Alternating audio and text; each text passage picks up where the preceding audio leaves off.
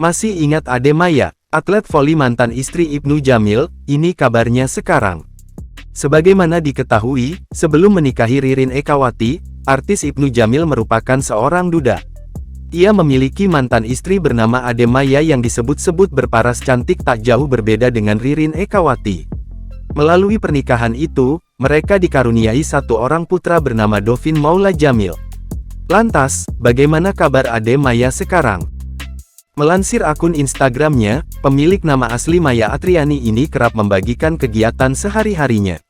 Beberapa hari lalu, ia tampak membagikan momen saat ia sedang menunaikan ibadah haji. Maya tampak beberapa kali mengunggah potretnya tersebut, mulai dari saat berada di Masjidil Haram hingga Masjid Nabawi. Ia bahkan membuat sebuah highlight Instagram khusus untuk mengabadikan momennya saat sedang berada di tanah suci itu. Maya pun kini telah menyelesaikan ibadahnya itu dan telah kembali dengan selamat ke tanah air.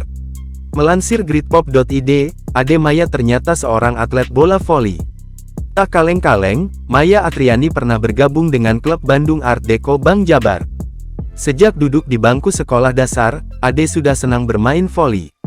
Ade kerap menjuarai voli antar SD hingga SMP. Posturnya yang tinggi sampai menarik hati Edi Hardiayana, wali kota Tasikmalaya, untuk memintanya masuk ke klub voli pemerintah Jawa Barat saat SMP.